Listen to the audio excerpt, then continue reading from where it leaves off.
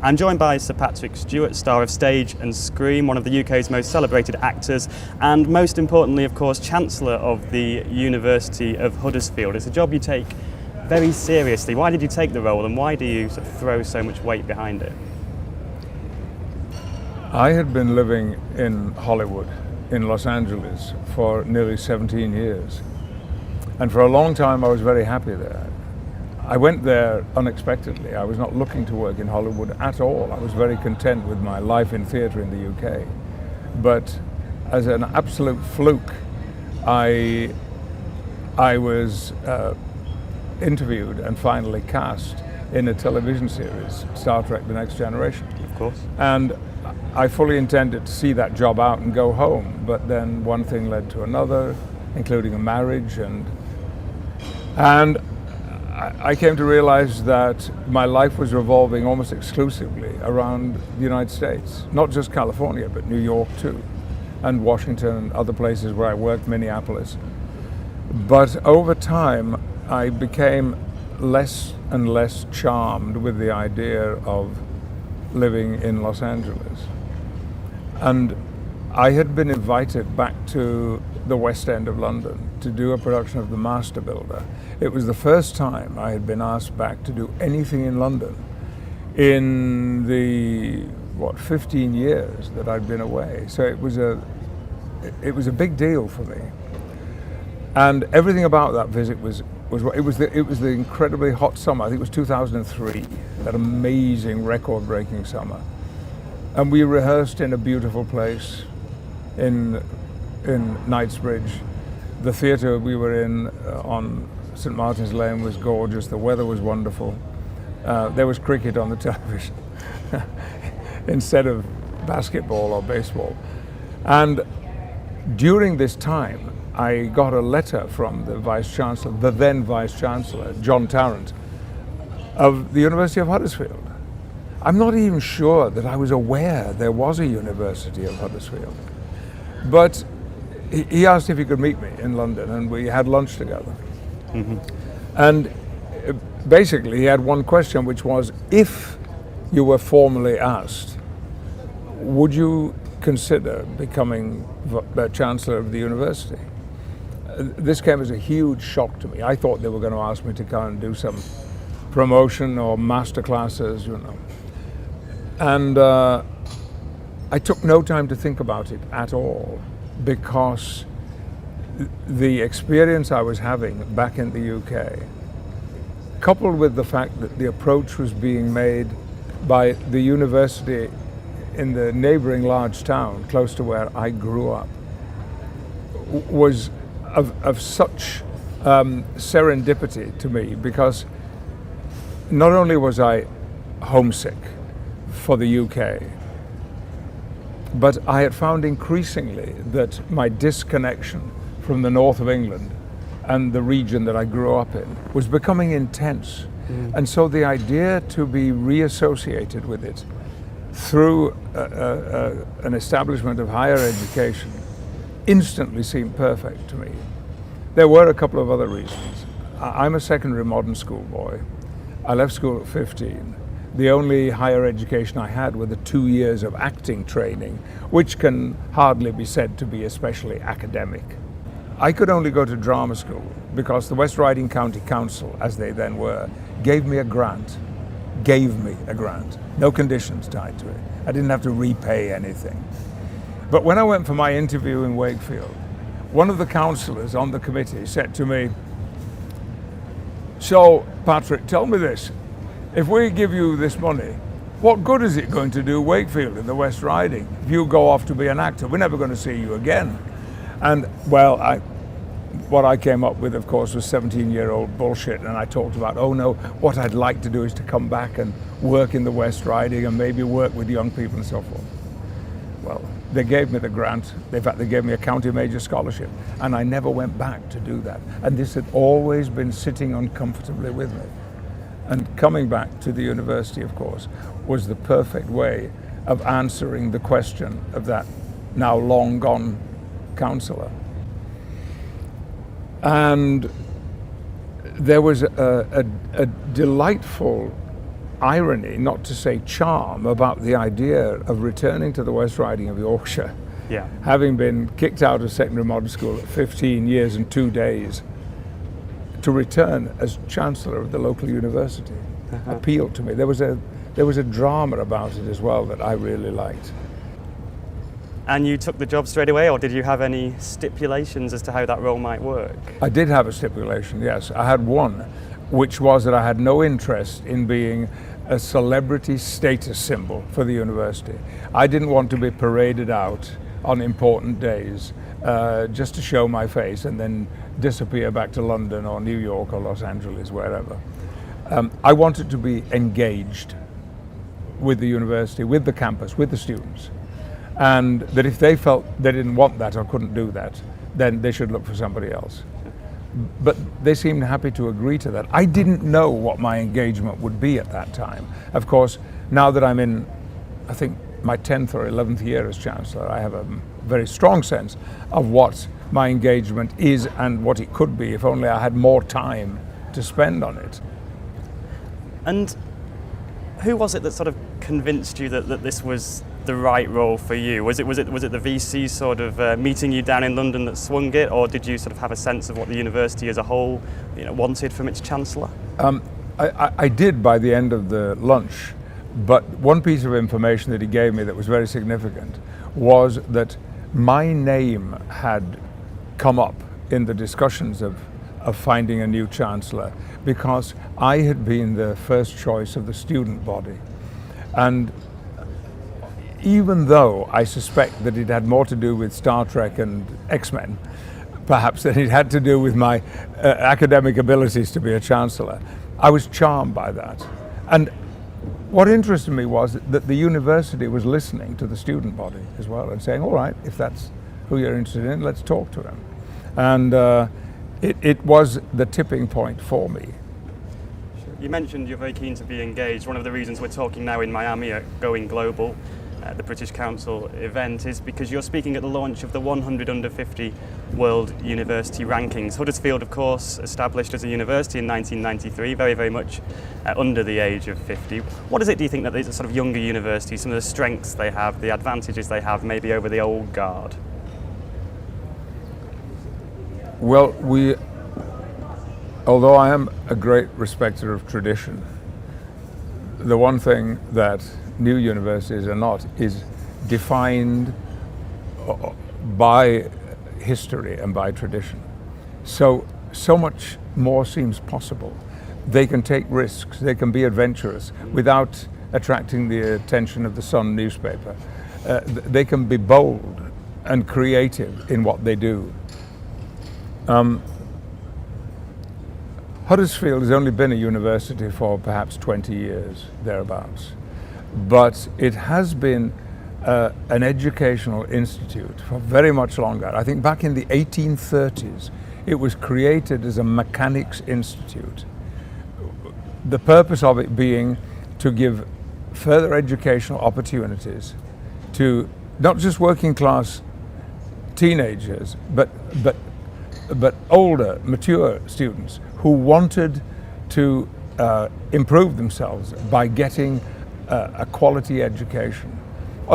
Middle-class students as well. And clearly, from the very beginning, the university was focused on local issues and certainly local industry.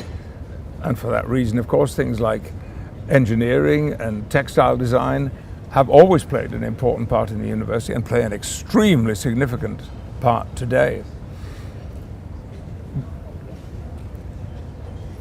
They also expressed to me a desire which has been pursued enthusiastically by our new Vice Chancellor 5 years ago, Bob Cryan, which was that they wanted to get out into the community, into the local schools, and let high school students know what the local university was, what went on there and what the opportunities were. And particularly since the imposition of fees came in, they wanted these young people and their parents to know that they were not going to be made bankrupt. They could afford to send their child to university, no matter their income. It wasn't actually going to cost them. It needn't cost them anything. Of course, down the road, there would be a price to be paid for this, and that's something else that we might talk about, because our Vice Chancellor has some very interesting thoughts about that. So one of the things that I have done during my time is to visit local secondary schools and talk to them about the university, but also talk to them about my experience of schooling and what it meant to me that at 15, that was the end of it. And therefore, I was, were it not that I had this talent that came from somewhere, this ability for performance, and I don't know where it came from. It was just there when I was 12 years old. I never had to struggle to find it. But, so, certainly in the 1960s, academically inclined young people were not necessarily what the theatre was looking for. That, of course, changed in the next decade or two. But if I had wanted to do anything else, I would have been handicapped by my lack of a formal education. I mean, a formal education as in terms of a higher education.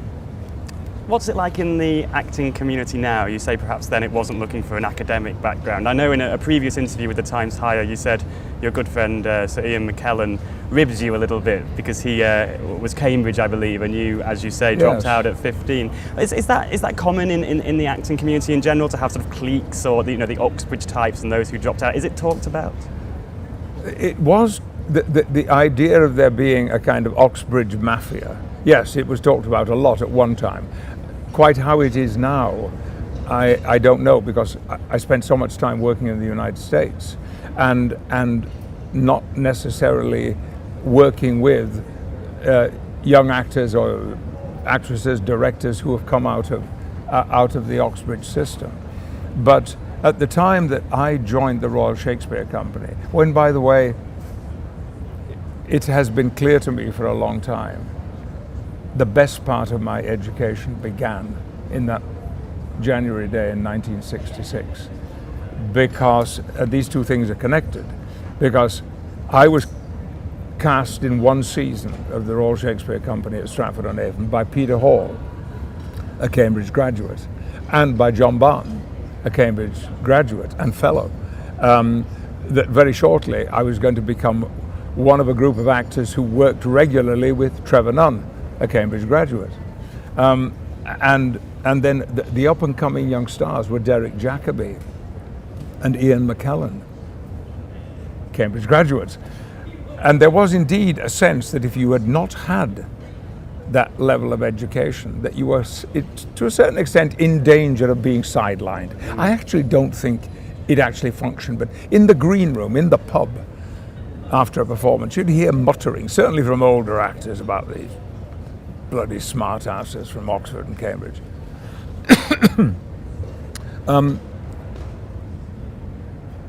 What happened to me at the Royal Shakespeare Company was that from day one, I found myself being directed by and in the company of very, very clever people.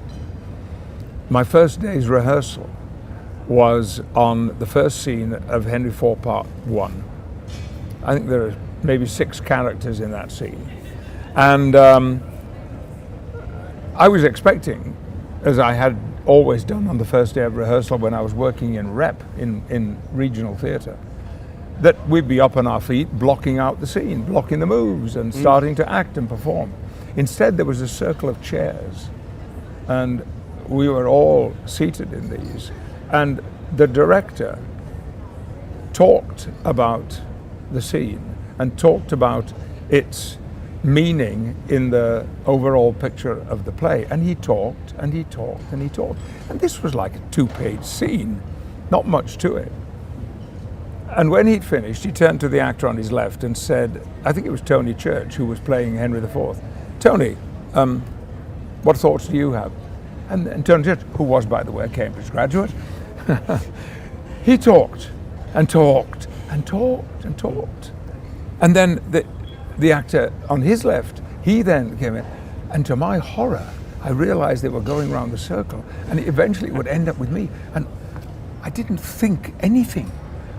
I knew what part I was playing, I'd learnt the lines, and I was ready to get up and start acting. It had nothing to do with any intellectual application of what the text meant to me. I mean, they weren't just talking about history either and historical characters. They were talking about verse structure, about line endings, about rhythm, and using words like onomatopoeia and iambic pentameter. Oh Lord, it was overwhelming to me. And I went home that afternoon after rehearsal, and I made a promise to myself that I would never, never let that happen again when I didn't have something to say. So what that led to was listening in the rehearsal room, in the pub, in the green room where actors talk and talk, listening to what the more experienced actors and the better educated actors said. And that was the grounding of my education in dramatic literature and theatre and poetry. So, and by the way, I have, in some senses quite infamously, worked with Ian McKellen well, we've been together for the last year, first filming X-Men and then doing Waiting for Godot and No Man's Land on Broadway. We've only just finished it. And Ian became convinced that I had a serious hang-up about this education issue because I always brought it up when we did joint interviews. When people will say, there seems to be a great deal of similarity in you two.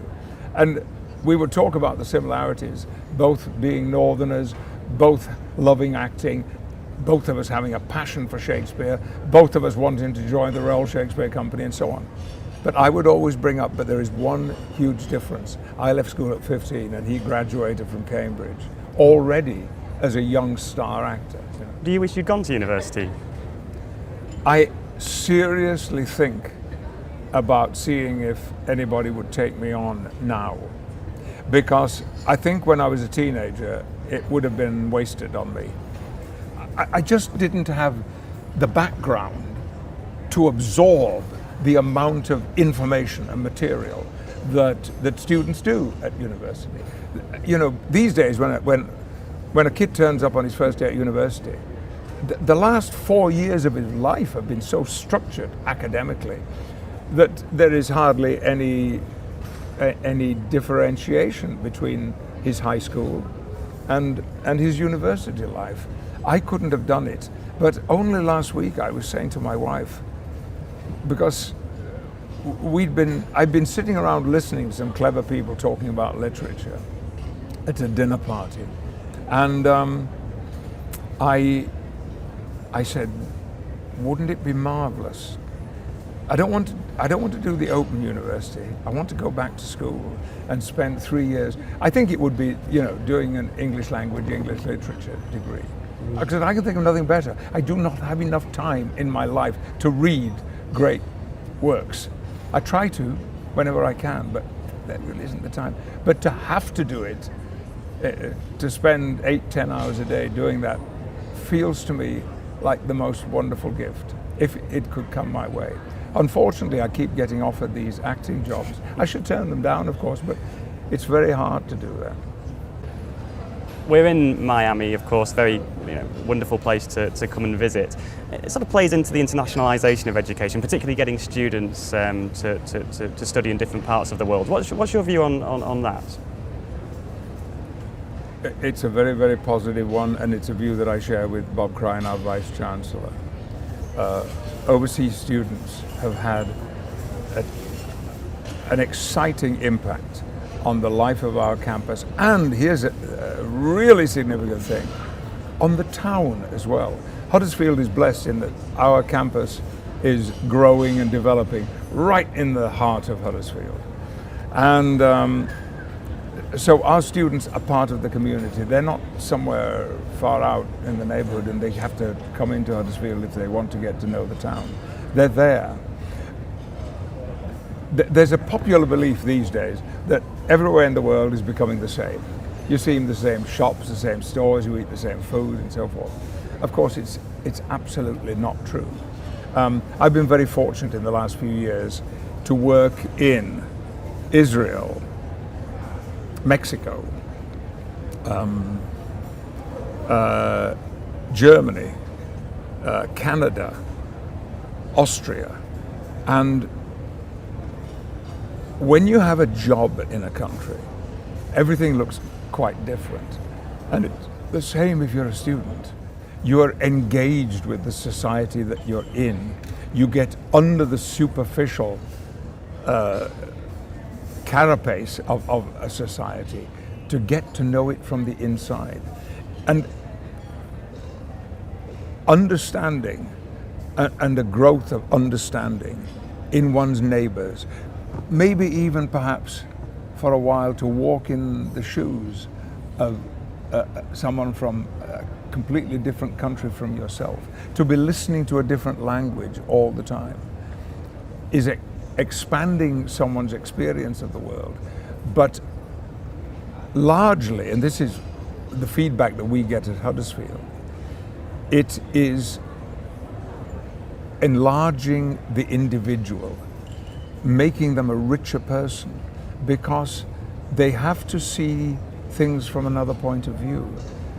They have to look behind the superficial and understand why in a nation things happen the way that they do. We've got a very decent percentage of overseas students. 17-18% of our student body is overseas. And but that 17-18% represents around about 120 different countries. That's more countries than are represented here at this conference. And the university, on the inspiration of the Vice Chancellor, creates situations in which not only the incoming foreign student body, but the British students, the resident British students, particularly those who are perhaps local to Huddersfield, are brought together, cannot avoid making contact with one another. It's understandable that people should want to keep aspects of their own lives and civilizations, but sometimes it's necessary to force the issue a little bit, so that contact is made on a countless number of subjects, culture, entertainment, education, politics, so important. I mean, my time working in Israel gave me a better understanding of the problems of the Near East, of the Palestinian issue and Israel's relationship with the Palestinians, with Gaza and the West Bank. A more profound understanding than 40 years of reading about it had done. Because I was there, I was on the spot.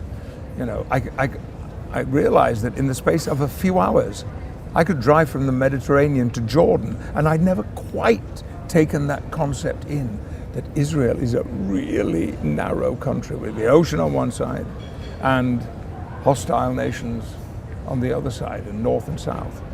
So we are passionate about overseas students. At the moment, we only have a very small percentage of students from the United States. And that's one of the reasons we're here, because we're hoping we can plant Huddersfield in the minds of American students who are looking to do a year overseas, that Huddersfield could be the perfect place for them. Many universities pride themselves on their links to local businesses and local industry as well, and Huddersfield, I know, is no different. It's a very important thing, isn't it? I've already mentioned the history of this establishment was originally, back in the early 19th century, tied in to local needs, industry, heavy industry, and the weaving industry. And it's no different for us now. We have now contacts throughout the region with local industry and local businesses, some of them very, very small, because work experience is one of the most things for us. And every student whose coursework in any way is associated with that will have a period of practical work experience.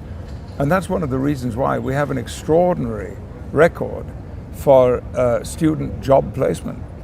very few of our students are unemployed 6 months after they graduate from Huddersfield. It's been a remarkable year for Huddersfield University in terms of awards as well. The Best University Workplace Survey I worked on quite a lot. Huddersfield did very well there. The University of the Year, of course, at the last THE Awards. You must be quite proud to be Chancellor of such an institution. Immensely proud. It seems to me as though almost every month I've been getting emails from the Vice-Chancellor, and I always know what they're about because it says, fantastic news, at the head of the email. But, you know, I made a note because there have been too many for me to remember. And two of our biggest awards came from the Times Higher Education. We are the Entrepreneurial University of the Year in 2012, and this is a very significant part of what we do. We talk to our students about setting up their own businesses, their own careers, taking ideas and developing them. And we now have a whole building, a whole department that contains nothing but these small companies, these small businesses that were set up by our own students. 2013, we were voted University of the Year. Of the year. And that's all the universities in Britain. And it's an extraordinary achievement for a university then just 20 years old. The reward was given for innovation and enterprise. And in 2013, in the year just gone, we won 2 Queen's Awards, one for international trade and again one for enterprise promotion, which is tied in with the enterprise initiatives at the university. And of course there is a pattern here, and you will see that all of these things tie in with what Going Global is talking about here in Miami.